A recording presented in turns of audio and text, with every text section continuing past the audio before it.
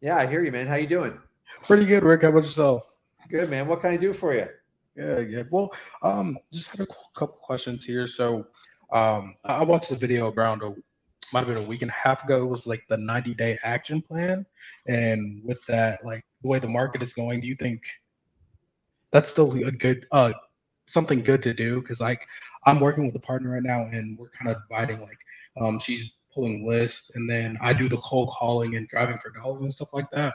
Okay. Um, and just I kind of want to get your idea on like what's the best plan of action for the next, let's say, 3 months to get a deal.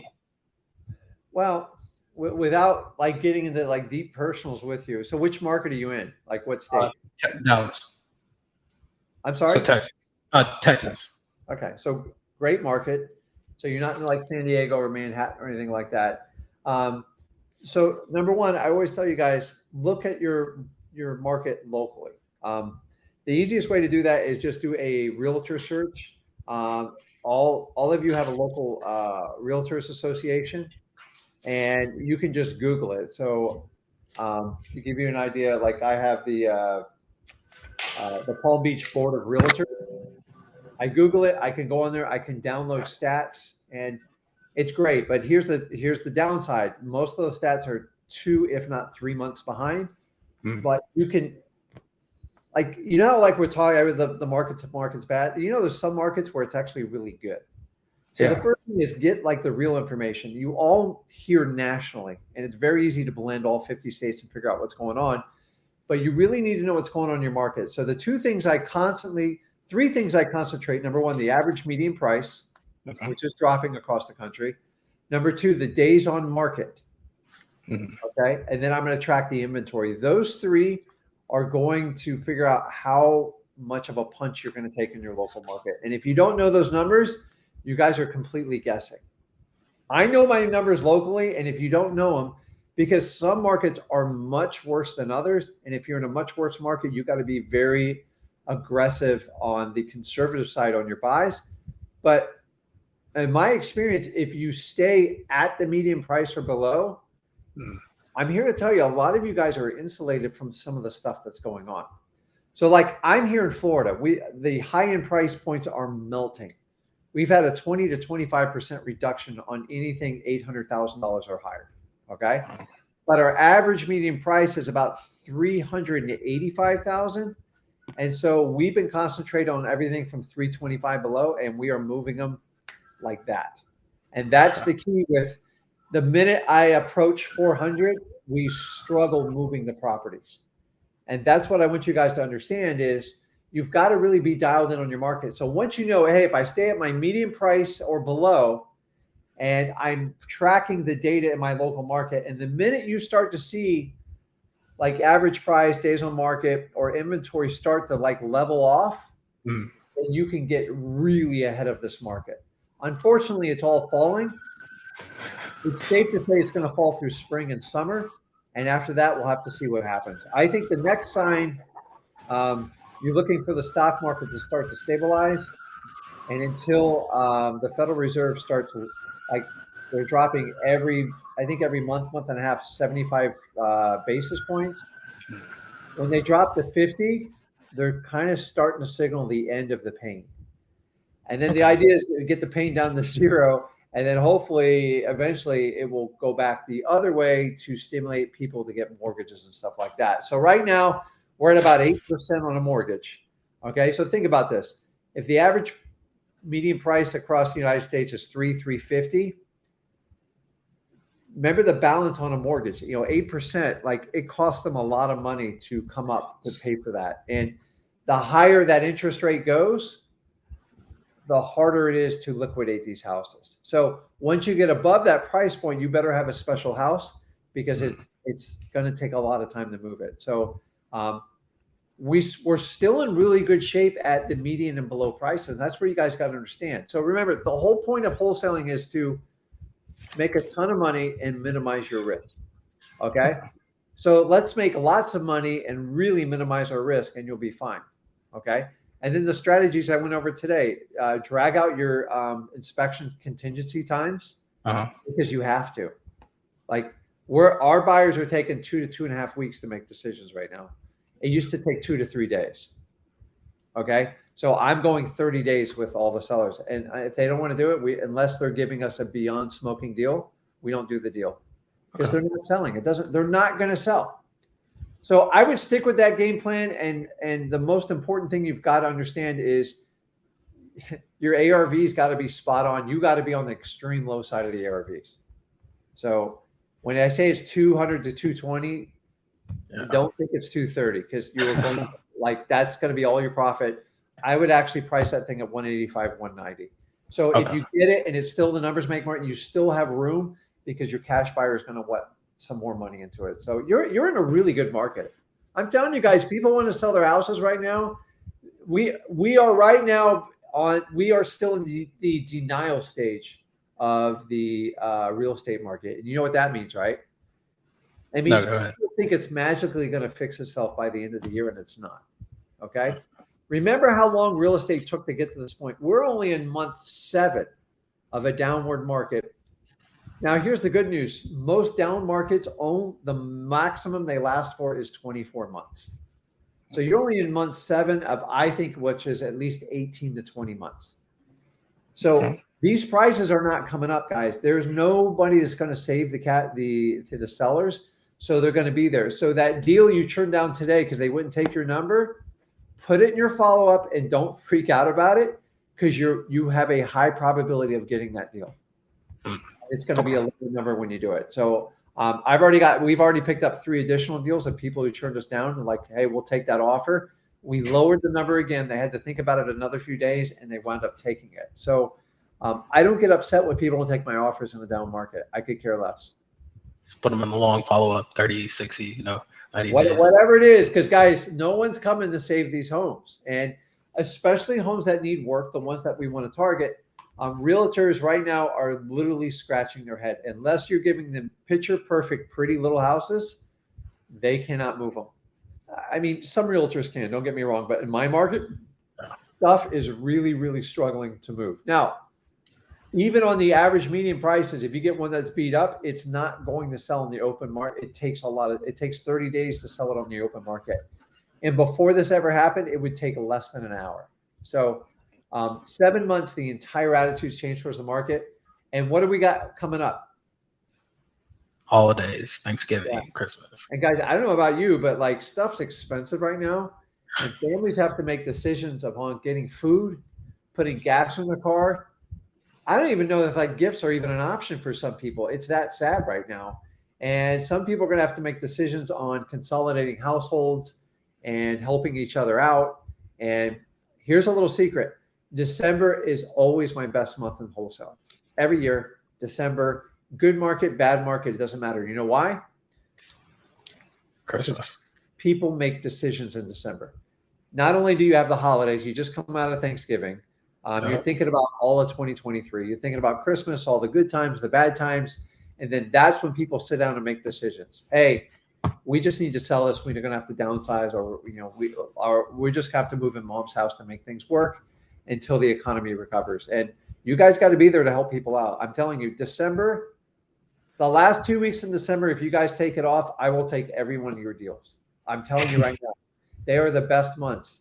And a lot of people are like, oh, I'm going to take my foot off the gas during December. I don't. I actually turn it up as high as I can possibly go because that's what catapults you in the Q1, Q2 of next year. And you guys already know there's negative news out there. Go out and help people out.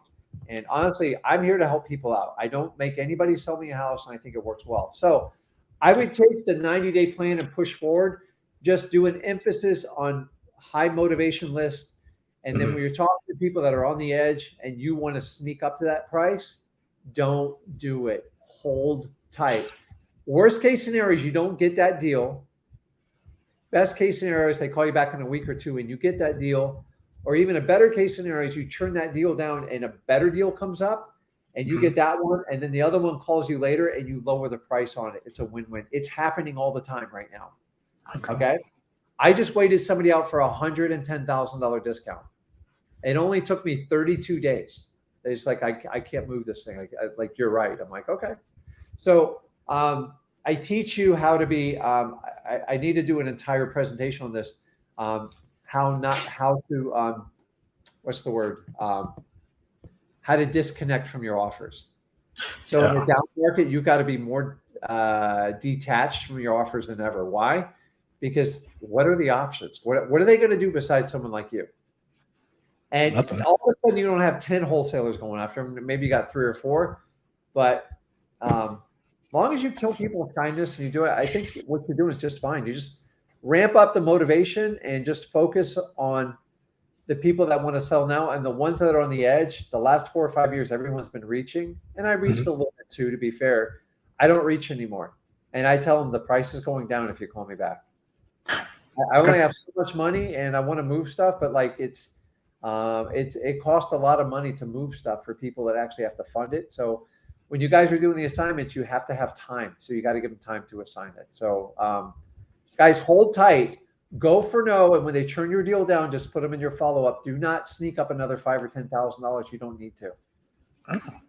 So, yeah, Rick. Well, I appreciate it, man. I've been deep diving into you guys' content. Step into it, man, because it's going to get really juicy in 2023. So if you have the discipline and the fortitude now, then you'll get it all set for 2023. I'm telling you, I am. And by the way, buyers now for the first time expect you to pull back and give lower offers. I think the news is now there, and each month gets progressively easier because the media, they're the ones who deliver the bad news, not us.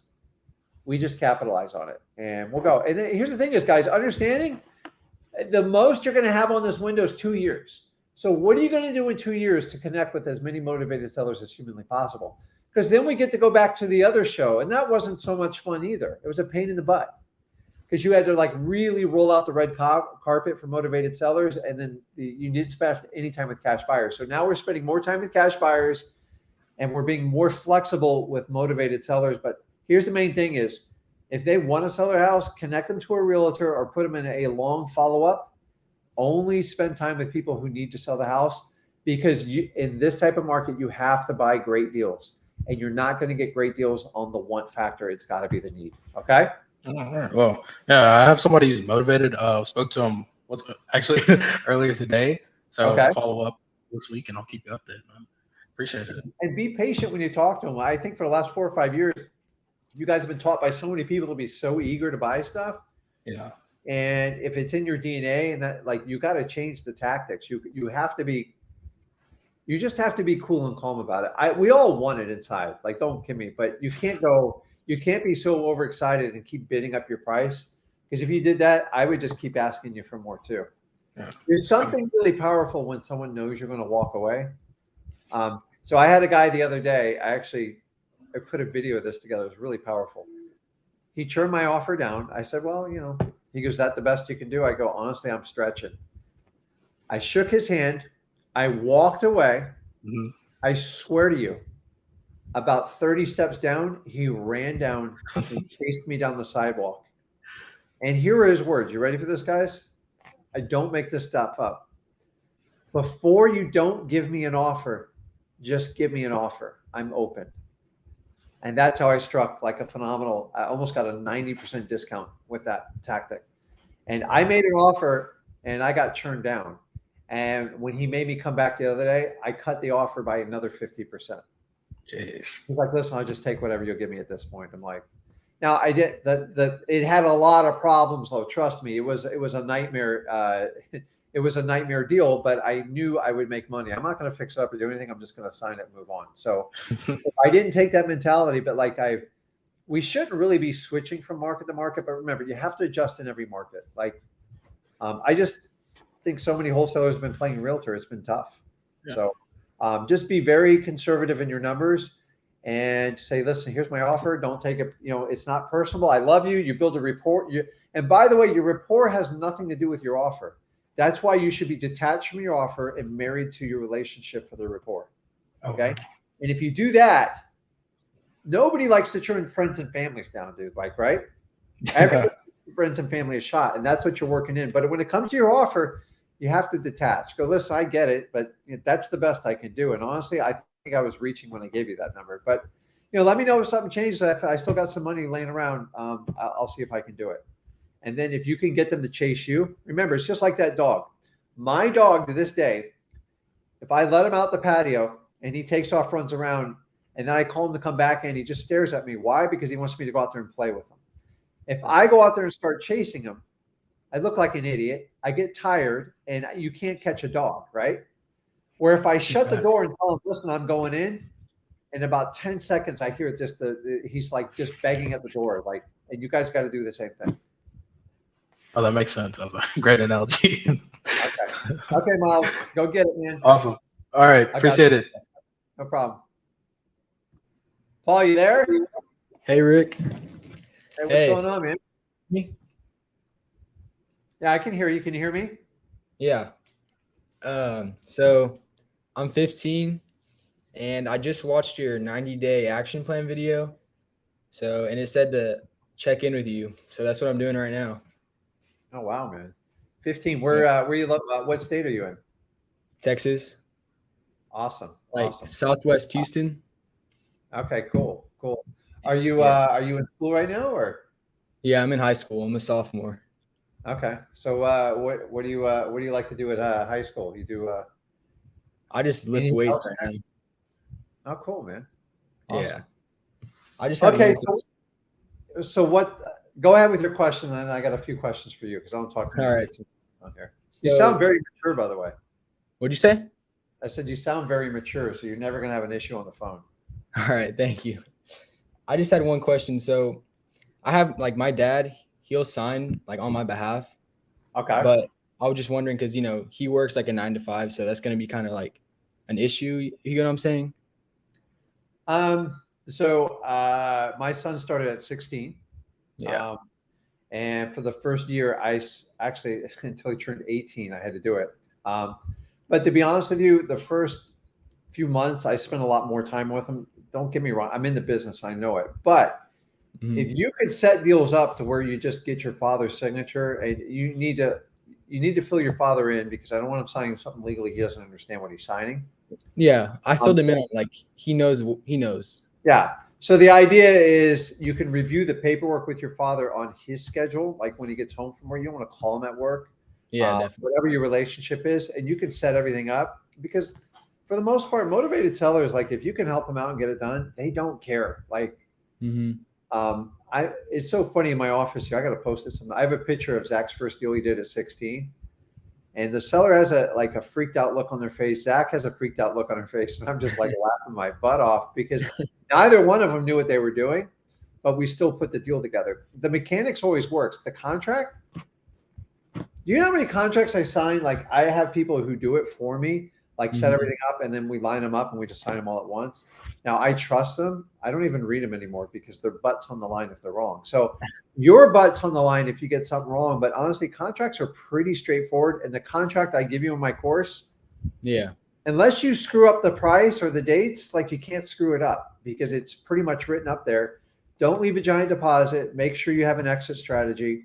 And you obviously got to make sure you got the right price at the right ARV.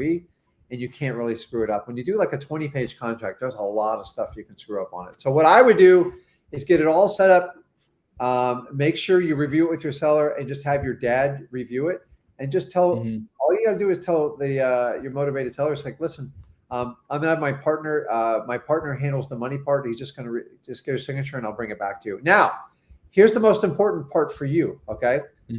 Get the seller's signature first before you get your dad's. All right.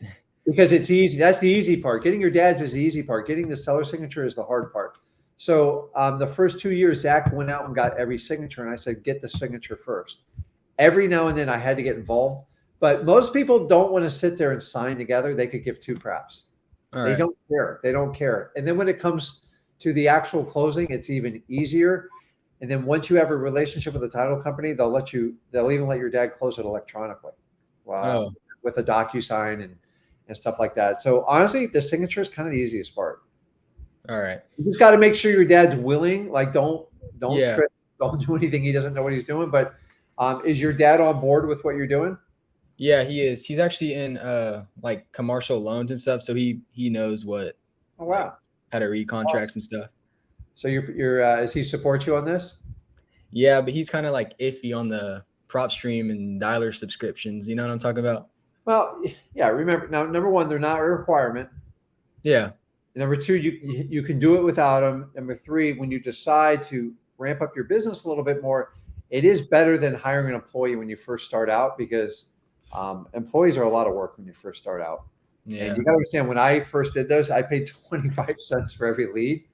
This was Whoa. 20 years ago. You know how much money that was? It was like ridiculous. So I didn't start till I was 33. So like you've already like cut it way in half. And honestly, like whatever you can learn up to this point would be great.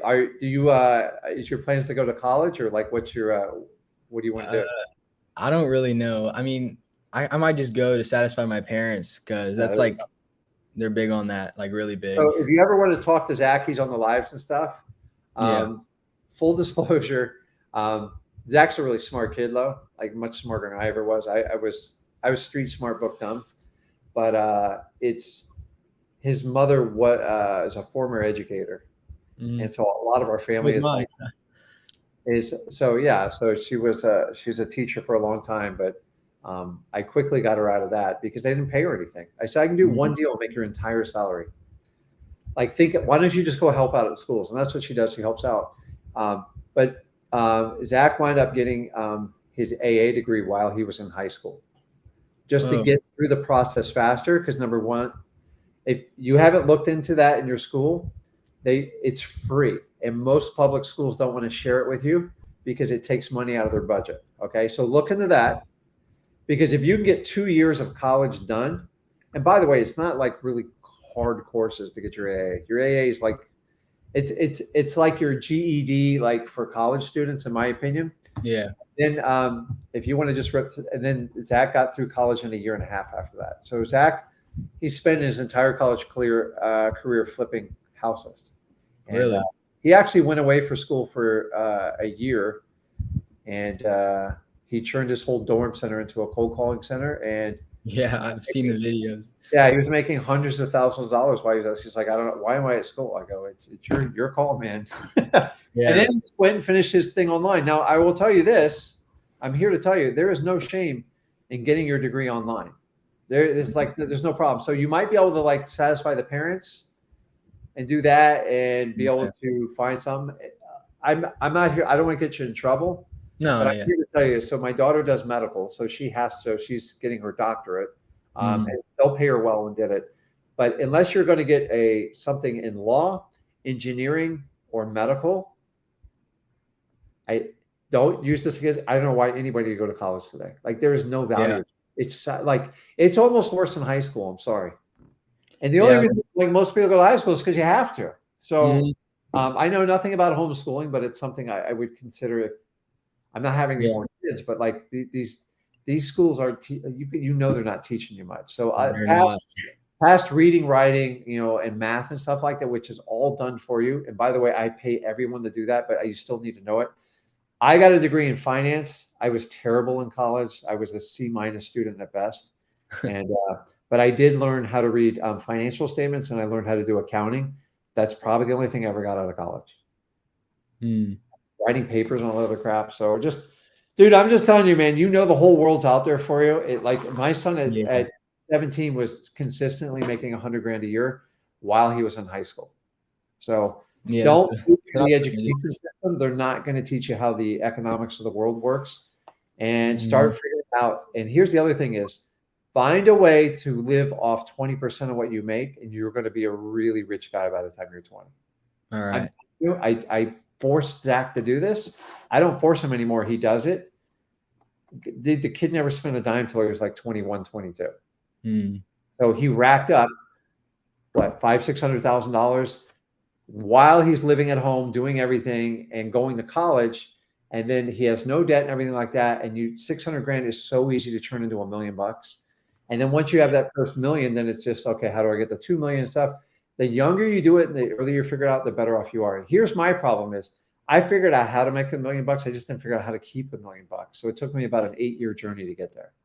Yeah. So it's not the nice cars. It's none of that stuff. It's buying assets that pay you so you don't have to work in the future. So if you can figure out wholesaling, even if it take a year or two to figure out, if you can commit 2 full-time years to it, I guarantee you'll be the richest guy on your block and the richest guy in your family. I already know. So But most people are going to do the opposite. They want to spend money, spend money, spend money, spend money, and then they constantly have to go back and find ways to replace money. So, like if I don't work today, I probably make 4 or 5 grand a day if I work or don't. And Yeah. it took me a long time to get to that. A long time to get that. So I'm excited you at 15 because like you can do so much with it. So just make sure you got the support of your parents and then Yeah. just have a plan and just do the opposite of like what your friends do to a point. And it's like, I mean, I got a lot of my friends from Yeah. like 15, but like it's a weird, like when we have, so we all do like fantasy football and stuff. Me too. So Zach's really good at it. And so like twice a year we get together for like a draft party and we sit around and I'm just like, I did this shit. Like I'm just like, I look around and I'm just like, so you just figure it out. Stop doing what everybody else does and figure out what's going to excel you. And I'm telling you, if you give 2 years sacrifice, you get wildly wealthy because you do what the opposite what everybody else does. I'm telling you, if you do it at 15, like I didn't have the discipline, man. So I didn't really have a dad that guided me, and my mom she didn't know what was going on. So if you have your parents just teach you about like investments and how to buy assets, real estate will be easy. I can help you out with that. But like I'm talking about like stocks and all that other stuff. Like right now, like if you buy like an Apple stock or like even a Tesla stock and just forget about it in 10 years, that's going to probably get you a quarter of the way to being a millionaire just by doing that investment alone. Yeah. It's crazy. So it's just, dude, I'd be super excited. I didn't figure out money until I was 33. Married with kids, and I go, man, I'm deep in the hole. I got to figure this stuff out now. So just make the commitment if you truly want. And by the way, anyone who tells you the best years of your life should be like your senior year in high school and college, they're morons. That's what my mom tells me, and I just like it's. I know. I don't know. Like I just laugh when people go, "Oh, the greatest years of your life," and I go like this. I go, "Why?" So I just went through with my niece with this. I'm like, "Why?" I'm like, so she some of our family used to tell my son like, you know, you're sacrificing him now because he's working. I'm like, he's doing exactly what he wants to do. And so like now Zach, he can do whatever he wants. And he's in his early 20s. He can do whatever he wants. Whatever he wants. The sky's the limit. Doesn't have to work another day anymore. But like, why? He's just like, man, I'm just getting started. He's going to do like crazy stuff. And you should too. I hate the word job when people go, oh, you got to go get your dream job. It's like job. Yeah. Like, dude. So before you pile on debt, before you get a mortgage, before like you make a nuptial or anything like that, get yourself and get squared away and try to avoid getting like a dog, all these other things, because people start this stuff and you get stuck. I got caught in the trap. I'm just telling you, man. Yeah. 15, it's amazing what you're doing. And YouTube's one of your best friends to educate you. Just find the right people there.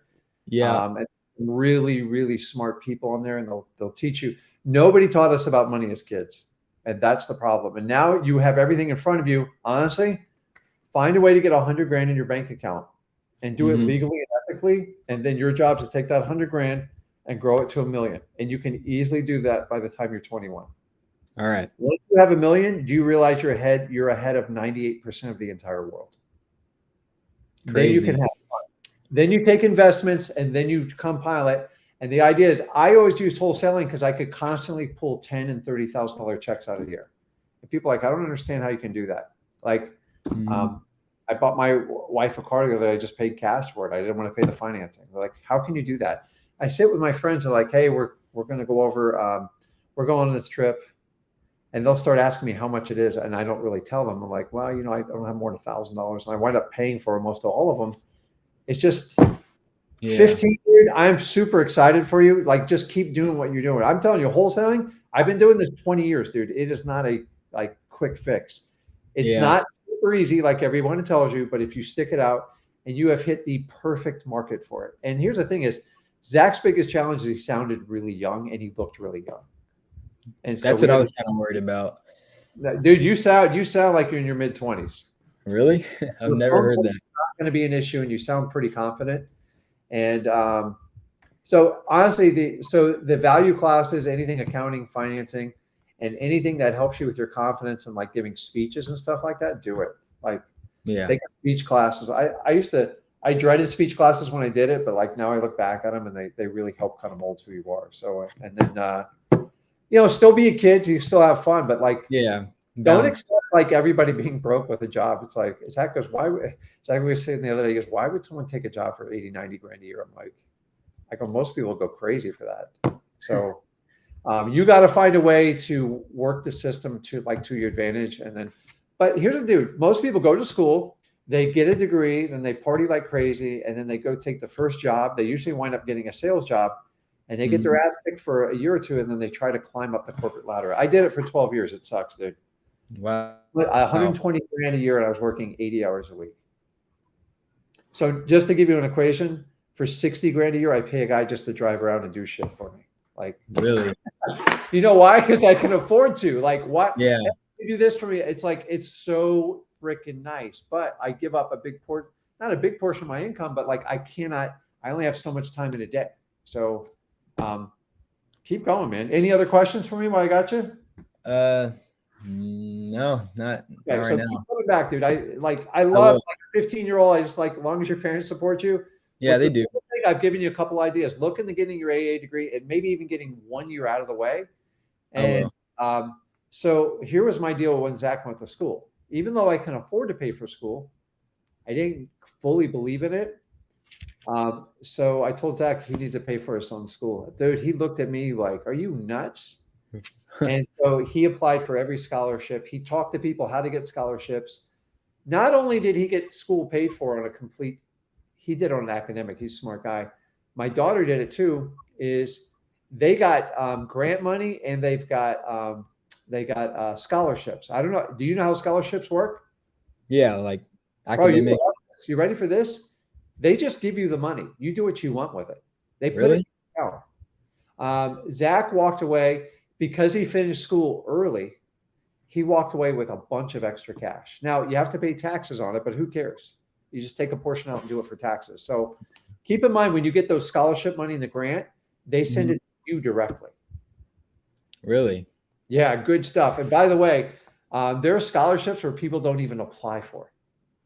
Zach found a $15,000 scholarship because it's only like you and one other person. And this guy's got like a 2.0 and he doesn't do anything else extra at school. So Zach like picked it up. So I think he applied for like 25 of them. And dude, the same thing we do in wholesaling, you do what you can do in school. Like same thing. Yeah. Like it's amazing. So don't wait till the last minute and get it done. And you'd be really shocked what people will give you. Like businesses all the time want to give out money. I can't do a scholarship just out of the principle. It drives me nuts. Yeah. You want a scholarship to teach wholesaling, dude? I'll knock yourself out. Pop up on here. I'll show you how to do it. Why am I going to give you $5,000 to go get a degree and like just keep raising the prices? So just get through it fast as you can and try. And God forbid, please don't sign a student loan. That's the only thing I forbid. Yeah, I'm going to avoid that. So honestly, like the days of going away to school when it was like super cheap. Now, honestly, I tell people like do it online. It's the same degree. Nobody cares. You know, University of Florida, you can get the same degree online as you do in person. You just don't pay for housing. Yeah, I saw that on one of Zach's videos. He said he did it online, like all of it. You go online. He's like, now he's good with it. Some people can't handle that. And Zach went to a really hard school, went to the hardest school in the state of Florida, one of the hardest schools in the country. And but it satisfied my wife. And I'm just like, hey, you want to come back over? And he, by the way, he went to school full time and did wholesaling. So it can be done. So like sometimes you just get. Here's how I look at college, guys. If you're on the fence, just look at it as an extension of high school and just get through it as fast as you can. Don't get caught up in all the drinking and stuff like that. I mean, dude, just like I waited till my 50s, like my 40s and 50s to figure out like drinking's no good for you. It just never had a problem with it. It's not going to help you out. So while I was in college, they taught me how to drink. So I'm just telling you, I got really bad advice at the time and it cost me a lot of time. And if I started back that early, it would have been amazing. So stay on your journey because I'm just telling you, man, the schools will not teach you about money. It's not going to teach you about freedom. Schools are designed so you'll become a good employee, so you'll pay your taxes, so the government can take as much money from you as they can. As opposed to becoming a business owner, you pay little to no taxes because you read the rules to the game and you learn how to do it. This thing called depreciation, this year I'll almost pay zero taxes. You know why? Because I bought millions of dollars of property and I provided an incredible like property-based tax and I pay employees with payroll. And at the end of the day, I get to write all that stuff off. So yeah, Schools won't teach you any of that stuff. I'm telling I you, know. schools won't teach you any of Yeah. it. So, but the thing is, a lot of people think, well, I got to spend tens of thousands of dollars. You don't. You don't. I'm like, you got to be resourceful. You're in an amazing time to learn stuff. So go find, also try to find people in your local market that are really good at real estate. And that's always a big, big plus too. Be careful. Have your guy give you some guidance, but if you can go to some of like the real estate groups and stuff like that. Yeah, I was looking into those. Younger people. So yeah. Anything you need, you know where I'm at. Just look me up and then connect Yes, with me sir. back anytime, man. Okay. Thank you. Awesome. I'll be back. Okay, man. See you.